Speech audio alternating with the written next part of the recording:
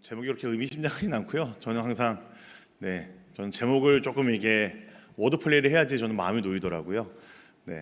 어쨌든 설교의 내용이 전반적인 내용은 사실 이 문장에 담겨 있긴 합니다. 요즘 날씨가 우리 담임 목사님 말씀하신 것처럼 날씨가 좀 오락가락해서 그런지 저는 좀 몸도 마음도 좀 축 처지는 것 같습니다. 우리 성도님들은 어떠십니까? 괜찮으세요? 네. 요즘 혹시나 피곤하고 무기력한 마음이 계속 들고 있지 않으신지, 몸도 마음도 지쳐서 아무것도 하기 싫고 심지어 예배 드리는 것도 버겁게 느껴지실 때가 있지 않는지, 또 각자 맡으신 사역들이 봉사들이 분명히 있으실 텐데 그것들이 참 어렵고 힘들게만 느껴지지 않으신지, 혹시 그런 상태가 계속된다고 하신다면은 요즘 심리학에서는 그런 표현을 하죠. 번아웃이라는 표현을 합니다. 단순한 이제 피곤함을 넘어서 감정적이고 그리고 정신적이고 영적으로 탈진한 상태를 이야기하는 표현이죠.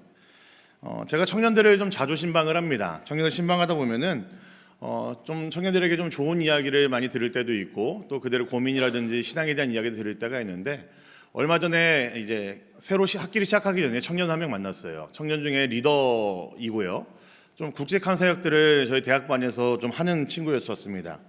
근데 만나자고 해서 이제 식사하고 커피 마시고 있는데 이런저런 이야기를 하고 있는데, 이 친구가 말을 좀 하고 싶은 이야기가 있는 것 같은데 말을 잘 안 하는 거예요.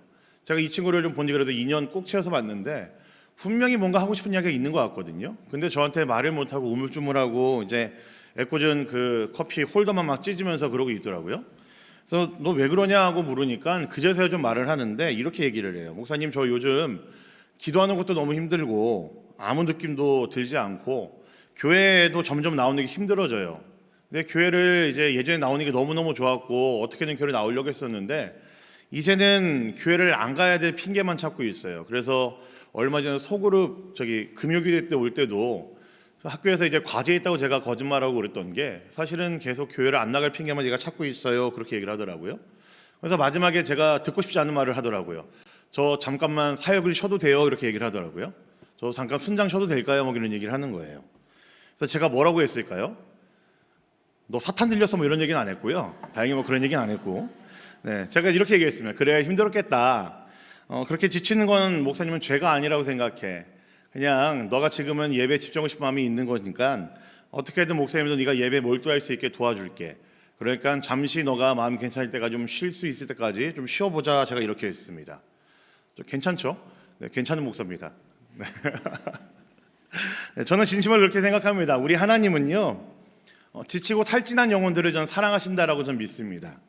물론 이제 자신의 어떤 지침과 탈진을 핑계 삼아서 하나님을 외면하는 것은 경계해야 되지만 아마 그거에 대해서는 이제 본인이 잘 알고 있을 거라 생각을 합니다. 그러니까 지금 제가 이야기할 것들은 그것을 어떤 판별하고 판단하는 것은 아니고요. 오히려 우리가 이런 지치고 있고 탈진의 상태 가운데서 하나님의 위로를 어떻게 누려야 되는가를 저는 오늘은 이야기하고 싶습니다. 오히려 우리 하나님은 지쳐있는 영혼들을 찾아가 주시고 안아주시고 위로하는 분이시지, 그런 상황 가운데 놓여있는 영혼들을 정죄하시거나 판단하신 분은, 저는 우리 하나님은 그렇게 하시는 분이 아니라고 저는 그렇게 믿고 있습니다.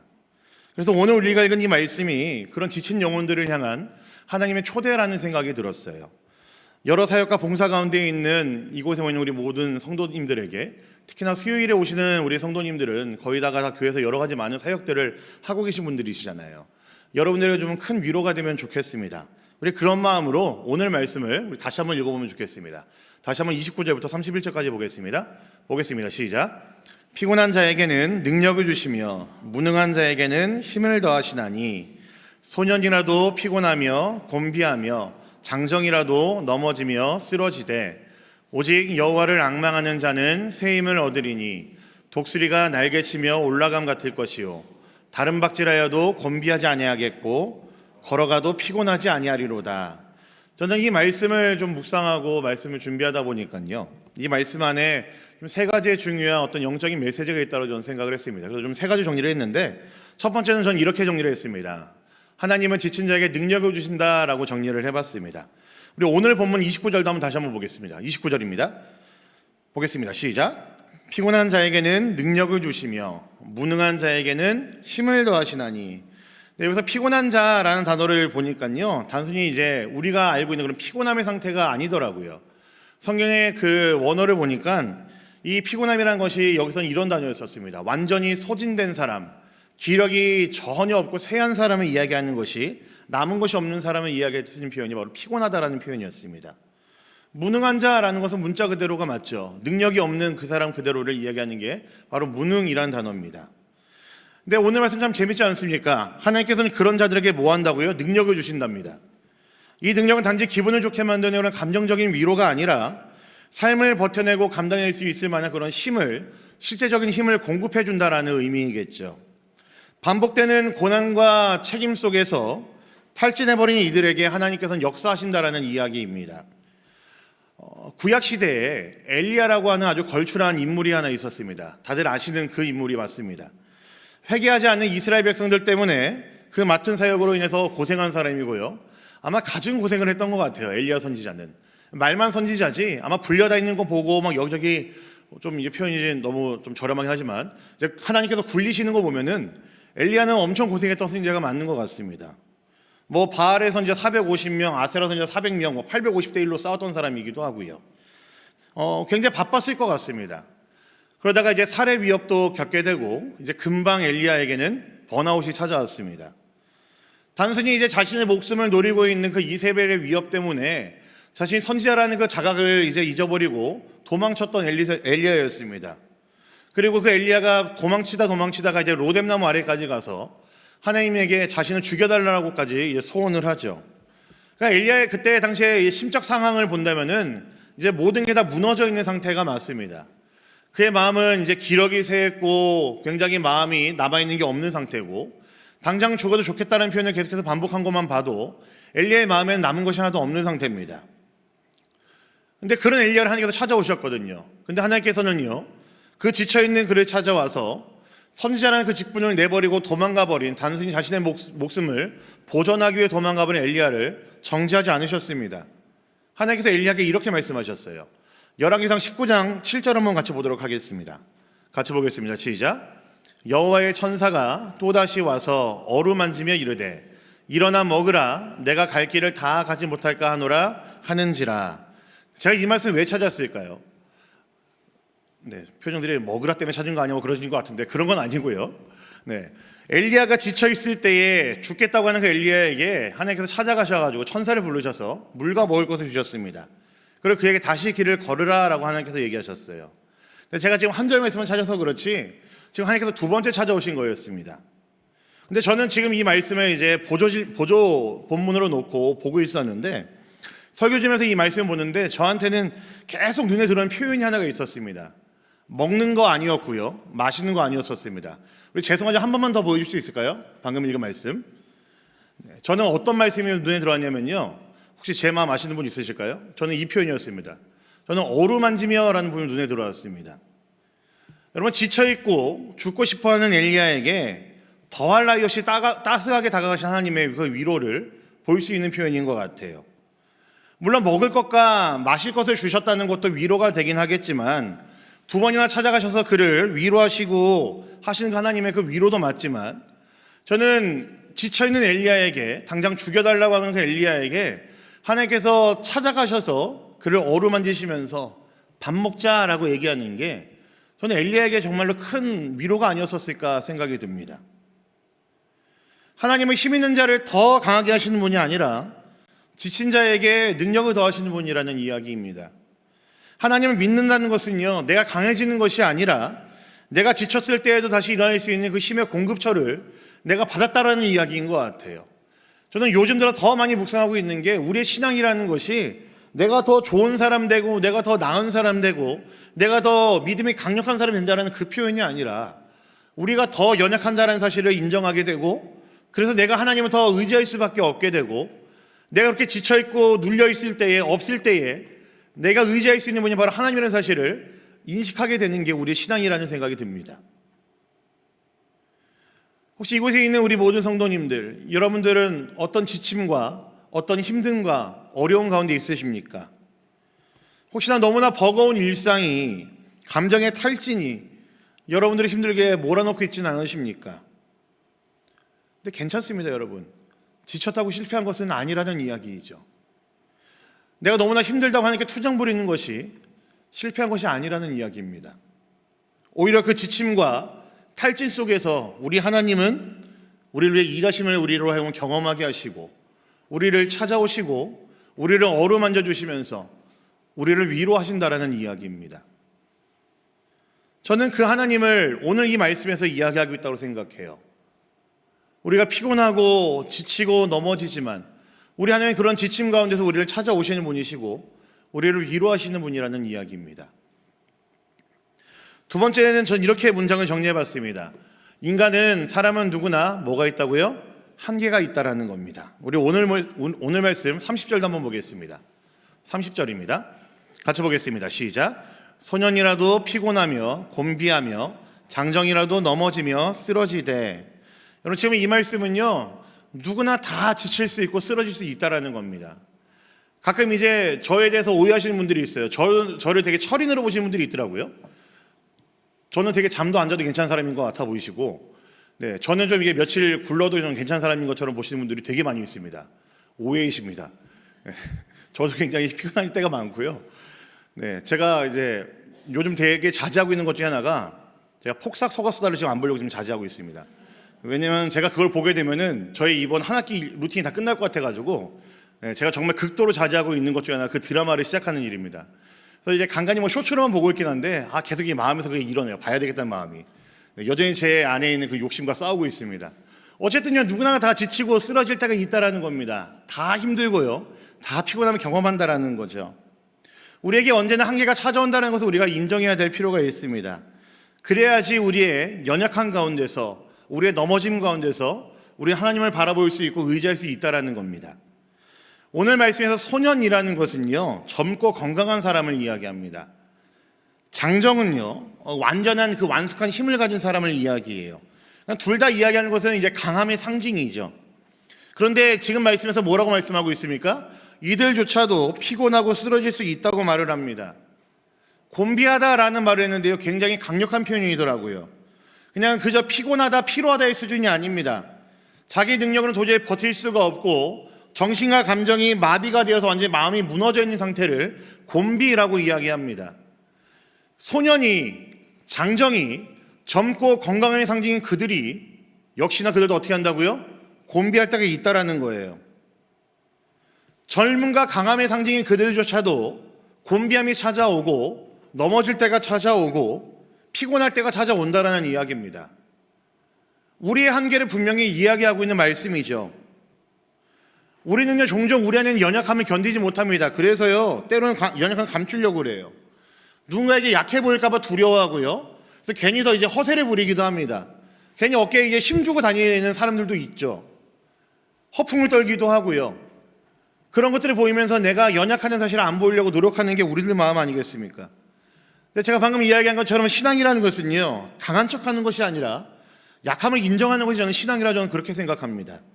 그리고 그 약함으로 하나님께 나아가야 되는 것이 우리의 신앙이지, 그 약함으로 하나님을 더욱더 의지하고 붙들어야 되는 것이 우리의 신앙이지, 우리의 한계와 우리의 약함을 언제든지 마주할 수 있는 용기가 우리에게 너무나 필요하다고 저는 생각을 합니다.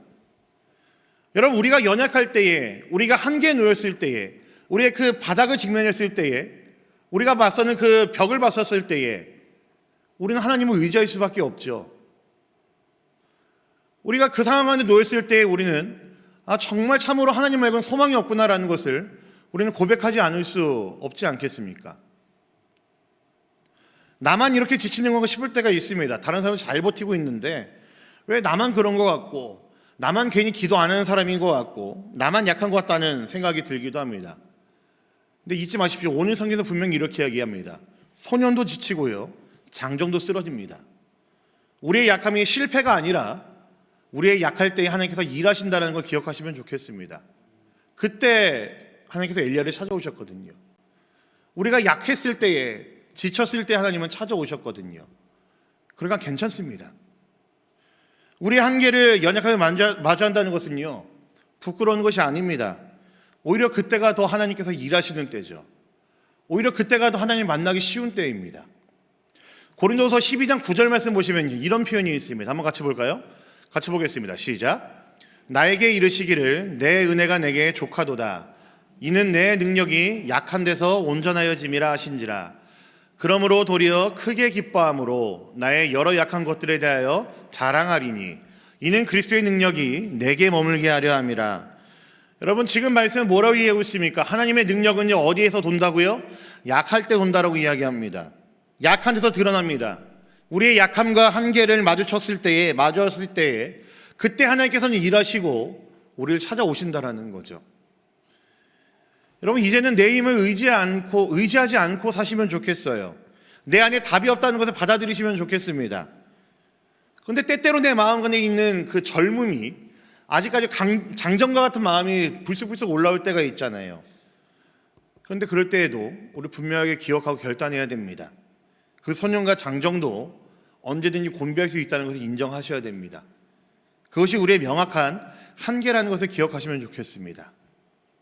전 세 번째 문장을 이렇게 정리해봤습니다. 한번 보실까요? 네. 여호와를 앙망하면 뭘 얻는다고요? 새 힘을 얻는다라고 좀 정리를 해봤습니다. 우리 오늘 말씀 31절을 보겠습니다. 31절입니다. 보겠습니다. 시작. 오직 여호와를 앙망하는 자는 새 힘을 얻으리니 독수리가 날개치며 올라감 같을 것이요 다른 박질하여도 곤비하지 아니하겠고 걸어가도 피곤하지 아니하리로다. 제가 이 말씀을 봤는데 저는 앙망하다는 단어가 좀 그렇게 익숙하지 않았습니다. 좀 어려웠어요. 한국어로도 잘 쓰이지 않는 이 단어가 무엇일까 좀 고민했는데 원어의 의미를 찾아보니까 이런 뜻이 있더라고요. 이게 그냥 앙망하다는 그 단어만 보면은 뭐 추앙하다라든지 뭐 이제 뭐 바라보다 뭐 이런 의미가 있는 것 같잖아요. 뭐 그런 의미도 있는 거 맞지만 사실 조금 더 역동적인 의미가 있습니다. 무슨 뜻이냐면은 이게 줄을 팽팽하게 당기고 있는 상태를 이야기합니다. 그러니까 좀 텐션이 있는 상태를 이야기하는 게 바로 이 앙망하다는 단어에 있는 의미예요. 그러니까 바라보는 거, 기다리는 거 맞습니다. 근데 앙망하다는 단어가 무슨 뜻이냐면요, 단순한 기다림이 아니라는 겁니다. 단순히 그냥 시간을 흘려보내는 그런 수동적인 기다림이나 수동적인 바라봄이 아니라 하나님께 기대를 걸고 있고 그리고 마음을 두고 있고 집중하면서 기다리고 있는 상태를 앙망이라고 하는 겁니다. 그러니까 적극적인 기다림이에요. 조금이라도 이게 바람이 불어 흔들리거나 그런 것들 바라볼 때처럼 거기서 아주 예민하게 민감하게 받는 것처럼 아주 적극적인 기다림을 이야기하는 게 바로 이 앙망이라는 단어에 들어있습니다. 그런 사람에게 새 힘을 준다고 하는데 굉장히 입체적인 표현이죠. 마치 독수리가 날개치면서 올라가는 것 같은 그런 새 힘을 준다고 이야기합니다. 이전의 힘이 아니라 더 강하고 깊은 차원의 힘을 준다라는 말을 하고 있어요. 하나님의 그 일하심을 내가 앙망하면서 기다린다라는 거, 그냥 기도했으니까 됐죠 뭐 이게 아니고요. 기도하면서 하나님의 일하심이 무엇인지를 내가 눈으로 보기를 원하고 그 하나하나에 내가 예민하게 반응하고 하나하나에 반응하며 나아가는 것이 앙망이라고 했는데, 나의 그 어려운 상황에 지친 상황에 내가 그렇게 하나님을 앙망한다고 한다면은 하나님께서 나에게 새 힘을 준다라고 이야기를 하고 있다는 거죠. 제가 독수리가 어떤 동물인지 좀 찾아봤거든요. 다른 조류들과 독수리가 다른 게 있더라고요. 물론 힘센 거는 뭐 당연한 거고요. 근데 독수리는 다른 조류들에 비해서 몸통에 비해 날개가 큰 조류들이 독수리라고 합니다. 알고 계셨어요? 네, 저는 이번에 찾아봐서 알았거든요. 그래서 이제 독수리의 그 비행이 다른 작은 새들과 다른 이유가 뭐가 있냐면요, 다른 작은 새들은 그냥 날개짓을 많이 해서 나는데 독수리는 날개짓을 이제 그렇게 많이 하지 않고 몇 번 푸닥거리는 것만으로도 이제 난다고 얘기합니다. 그리고 오히려 작은 새들보다 더 높은 창공을 나는 동물이 바로 독수리라고 이야기를 해요. 근데 이 잦은 날개짓이 없는 이유가 뭐냐면요, 독수리는 이제 새들이 그냥 날개짓을 난다면은 독수리는 이제 상승 기류를 타고 올라간답니다. 그러니까 그 기류를 타는 그 흐름을 보기 때문에 독수리는 그 기류 가운데서 날개짓을 한두 번 퍼덕이는 것만으로도 더 높은 곳에 올라갈 수 있고 더 이제 빠르게 날 수 있는 그 능력이 있는 동물이 바로 독수리라고 이야기합니다. 그래서 오늘 말씀 보시면요, 이것도 참 재밌더라고요. 독수리가 난다라는 것을 영어로 보면 flying이라고 하지 않습니다. 혹시 알고 계십니까? 독수리가 난다라는 단어는 여기서는요 soaring이라고 얘기합니다. 그러니까 상승한다라고 표현을 하고 있어요. 그러니까 내 능력으로 내가 갖고 있는 힘으로 이제 날개에서 퍼닥거리는 게 아니라 기류가 올라가는 그 업스트림을 보기 때문에 거기에 독수리가 몸을 맡기고 거기에 맡겼을 때 날개에서 몇 번 함으로써 오히려 다른 새들보다 더 높이 올라갈 수 있는 그 힘을 갖고 있는 것이 독수리라는 이야기죠. 여러분, 하나님을 앙망하는 자, 소망을 두고 하나님 일하심을 기다리는 자에게 주는 새 힘, 그게 바로 이런 거랍니다. 독수리가 날개쳐 올라가는 것만 같은 그 어떤 동물들과도 비교할 수 없을 정도로 높이 올라가고 힘차게 올라가는 그 날개짓이 바로 하나님 악망하는 우리들에게 주시는 하나님의 은혜이고 새 힘이라는 이야기이죠. 훨씬 더 역동적이고 자유로움을 주고 상승감을 주는 표현이라고 저는 생각합니다. 여러분, 여호와를 앙망한다는 거 저는 거창한 거 아니라고 생각해요. 그러니까 저는 이게 중요합니다. 여호와를 앙망한다라는 것은요, 365일 24시간 나와서 기도하는 게 그게 여호와를 앙망한다는 것은 아니라고 생각합니다. 소년도 장정도 넘어진 상황에서 대단하고 거창한 방법으로 하나님 분명히 앙망하라고 하지 않으셨을 거예요. 그저 아침에 눈을 떴을 때에 하나님, 오늘도 제가 주의 은혜로 삽니다, 저 좀 도와주세요라고 하는 그 짧은 기도가 저는 앙망의 표현이라고 저는 생각을 하고요. 여기에 주부들이 많이 와 계시니까 설거지 하시면서 혹은 집안일 하시면서 다른 무엇인가 일상을 사실 때에 짧게나마 그 안에 담겨있는 고백들을 떠올리시면서 마음을 담아서 하시는 찬양의 한 소절이 저는 앙망이라고 저는 생각을 하고요. 띠짓하고 오며 가면서 하실 때 그렇게 그 짧은 시간에 나의 배우자를 위해서, 나의 자녀들을 위해서 기도하는 그 짧은 시간들이 저는 앙망이라고 저는 생각을 합니다. 이 모든 것이 하나님을 앙망하는 거죠. 왜냐, 하나님께서 앙망하라고 얘기하신 것은요, 소년도 지쳐있고 장전도 곤비해 있는 그때에 주신 말씀이니까요. 뭔가 거창한 것을 하나님께서 원하신 게 아니라는 이야기입니다. 내 삶을 모두 다 투신하라고 하나님께서 주신 말씀이 아니라는 이야기죠. 내 일상에 살 수 있는 최선을 다해서 가장 작은 순간에도, 가장 사석에 보낼 수 있는 그 시간에도 하나님을 바라보는 것이 앙망이라는 겁니다. 나는 지쳐있고 죽을 것 같은데 찾아오시는 하나님 위로를 경험했다면, 내 힘이 젊은이고 장정 같았지만 한계를 맛봤는데 그때 하나님을 바라본다면, 그 하나님을 앙망한다면 더 높은 것을, 더 나은 것을, 더 자유로운 것을 나일 수 있도록 허락하시는 풍성한 은혜를 경험한다는 이야기입니다.